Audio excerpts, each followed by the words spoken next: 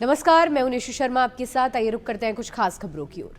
बांग्लादेश की पूर्व प्रधानमंत्री शेख हसीना के प्रत्यर्पण, छात्र नेता शरीफ उस्माद हादी की मौत और हिंदुओं पर लगातार हो रहे अत्याचारों को लेकर भारत और बांग्लादेश के बीच रिश्तों में खटास आ गई है। मोहम्मद यूनुस की सरकार में बांग्लादेश में इस वक्त राजनीतिक संकट और घरेलू अशांति चरम पर है। इसी बीच बांग्लादेश में भारत विरोधी नारे लगाए जा रहे हैं। भारत से पूर्वोत्तर राज्यों सेवन सिस्टर्स को अलग करने की धमकी दी जा रही है। हालांकि इस दौरान दोनों देशों के बीच मजबूत व्यापारिक संबंधों को नकारा नहीं जा सकता।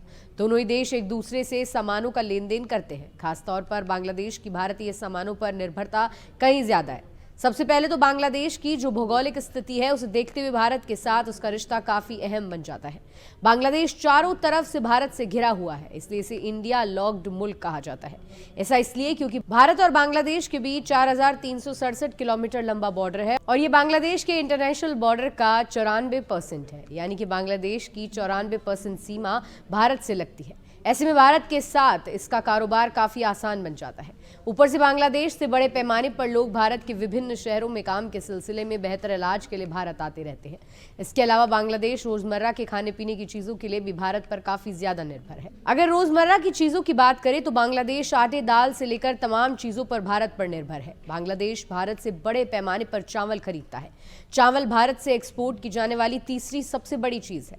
बांग्लादेश भारत से सिर्फ चावल ही नहीं, चीनी भी खरीदता है। भारत के साथ साथ बांग्लादेश ब्राजील, थाईलैंड और यहाँ तक कि पाकिस्तान से भी चीनी मांगता है, क्योंकि मांग के हिसाब से यहाँ इसकी उत्पादन क्षमता सीमित है। इसके अलावा टेक्सटाइल, तेल, अन्य उत्पादों पर भी बांग्लादेश भारत पर ही निर्भर है। ऐसे में इंडिया से उलझकर बांग्लादेश को ही मुंह की खानी पड़ेगी, जिसका भुगतान वो शेख हसीना के देश छोड़ने के बाद से लगातार कर रहा है।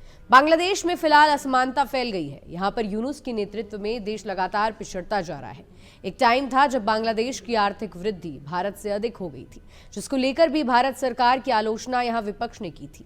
लेकिन अब जब बांग्लादेश की हालत चिंताजनक बनी हुई है तो फिर भारत ही एकमात्र ऐसा देश है जो बांग्लादेश को भूखे मरने से बचा सकता है, जबकि उसकी पाकिस्तान और चीन से दोस्ती उसके लिए सबसे बड़ा खतरा उभर कर सामने आएगी।